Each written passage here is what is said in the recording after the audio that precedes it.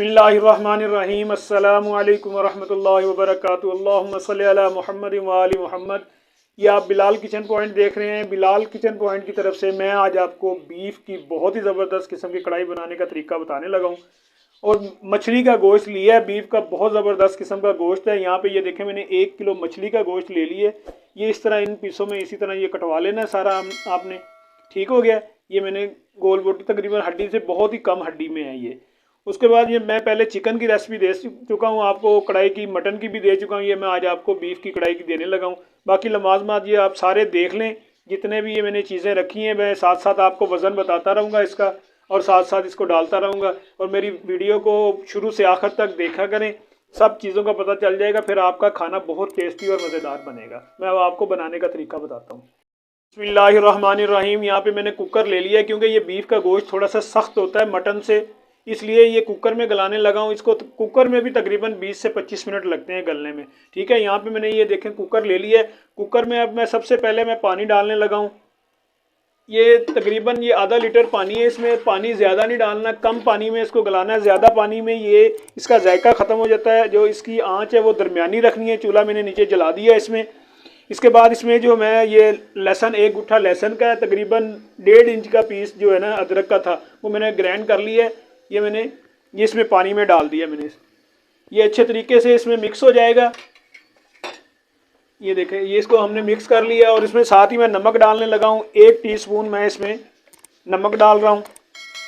कम ज़्यादा खाना चाहते हैं तो आप वो कम ज़्यादा भी डाल सकते हैं। ये 1 टीस्पून इसमें हमने नमक का डाल दिया। अब ये साथ ही मैं इसमें ये बीफ डालने लगा हूँ।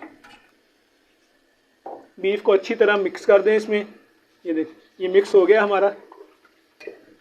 इसकी आंच एक दफ़ा तेज़ रखनी है थोड़ी सी। उसके बाद जैसे ये पकना शुरू हो जाए, हमारी सीटी चलनी शुरू हो जाए, उसके बाद इसको तकरीबन 15 से 20 मिनट हमने इसको सीटी चलानी है इसकी। उसमें ये अच्छे तरीके से गल जाएगा।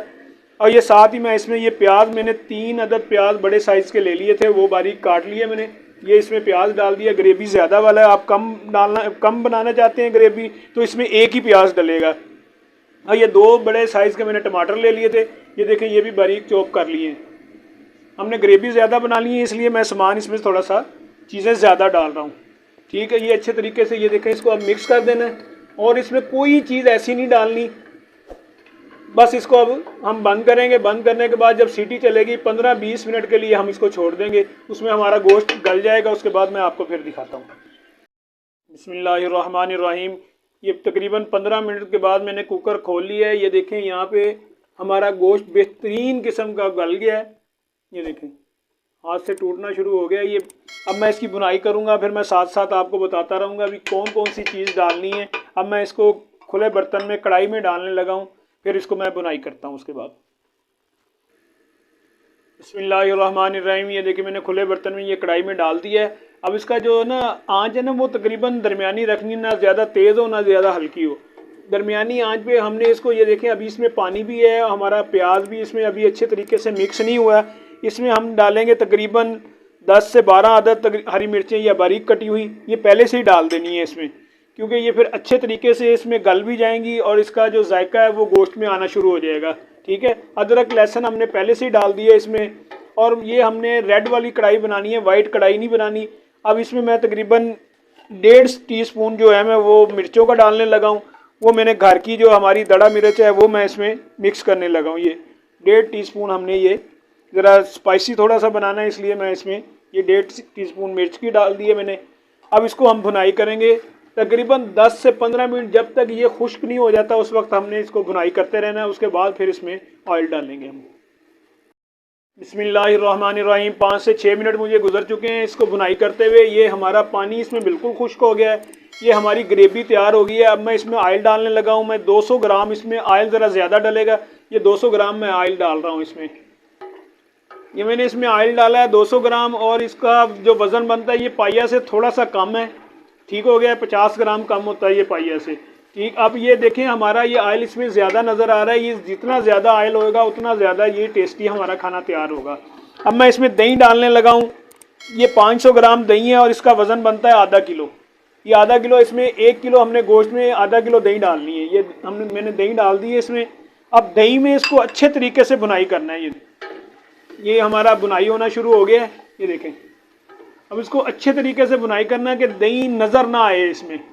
अब इसको तकरीबन 10 मिनट लगेंगे इसको बुनाई करते हुए। इसकी जो आंच है वो दरमियानी रखनी है, अब तेज़ नहीं रखनी। उसमें हम अच्छे तरीके से गोश्त भी मिक्स हो जाएगा, इसकी जो ग्रेवी है, और हमारा गोश्त जो थोड़ा सा रह गया वो भी गल जाएगा और इसकी ग्रेवी बड़ी टेस्टी सी तैयार हो जाएगी। बिस्मिल्लाहिर्रहमानिर्रहीम। यहाँ पे मुझे तकरीबन ये 5 से 6 मिनट गुजर चुके हैं बुनाई करते हुए। अब मैं इसमें मसाले डालने लगा हूँ। सबसे पहले मैं अपने जो मिक्स गरम मसाला है वो 1 टीस्पून मैंने ये मिक्स गरम मसाला डाल दिया है। उसके बाद इसमें 1 टीस्पून मैं वाइट मिर्च डाल रहा हूँ। ये वाइट मिर्च 1 टीस्पून मैंने इसमें डाल दी है। अब इसको ये देखें बुनाई करना है। जितना आप ज़्यादा गाढ़ा ग्रेवी, इसकी गाढ़ी ग्रेवी रखना चाहते हैं उतनी गाढ़ी भी रख सकते हैं। अगर पतली ग्रेवी खाना चाहते हैं तो वो पतली भी आप ग्रेवी रख सकते हैं। अब ये इसको तकरीबन इसके मसाले जज्ब होने के लिए हमारी ये दही भी खुश्क हो जाएगी और उसके मसाले भी जज्ब हो जाएंगे। तकरीबन 10 मिनट इसको आप बुनाई करना है। बिस्मिल्लाहिर्रहमानिर्रहीम। 5 से 7 मिनट गुजर चुके हैं मुझे इसको बुनाई करते हुए। अब मैं इसमें क्रीम डालने लगा हूँ। ये 200 ग्राम मैं इसमें क्रीम डाल रहा हूँ। ये 200 ग्राम का नेस्ले का डिब्बा, ये इसका क्रीम में इसमें ये देखिए मैंने इसमें क्रीम डाल दी है। अब इसको क्रीम डालने के बाद ज़्यादा बुनाई नहीं करना। क्रीम डालने के बाद अगर हम ज़्यादा बुनाई करेंगे जो क्रीम का मकसद होता है वो ख़त्म हो जाता है। ये देखें ये ग्रेवी गाढ़ी हो गई है। अब मैं इसमें गार्निश के लिए ये 1 जो टेबल स्पून है वो मैं इसमें डाल रहा हूँ हरा धनिया, और उसके बाद ये 1 टेबल स्पून मैं इसमें अदरक जो बारीक कटा हुआ है वो मैं डाल रहा हूँ सिर्फ इसकी गार्निश के लिए। ये हमारी रेड कढ़ाई बेहतरीन तैयार है और इसमें मैंने ये थोड़ी सी हरी मिर्च डाल दी है बारीक कटी हुई। ये हमारी कढ़ाई तैयार हो गई है। अब मैं आपको डिश आउट करके दिखाता हूँ। बिस्मिल्लाहिर्रहमानिर्रहीम। यहाँ पे ये देखें मैंने डिश आउट करके आपको दिखा दी। अब ये थोड़ा सा इस पर गार्निश के लिए ये अदरक डाल दिए, थोड़ा सा धनिया डालें खूबसूरती के लिए, इसमें जायके के लिए तो मैंने पहले से धनिया इसमें डाल दिया था। और हमारा गोश्त भी ये देखें बेहतरीन किस्म का गल गया है, ये देखें। ठीक है, अल्लाह हाफिज़, फ़ी अमान अल्लाह। नेक्स्ट रेसिपी में फिर मुलाकात करेंगे। मेरे चैनल को सब्सक्राइब करें, लाइक करें। अल्लाह आपको खुश रखे, आपके घरों में खुशियाँ दे।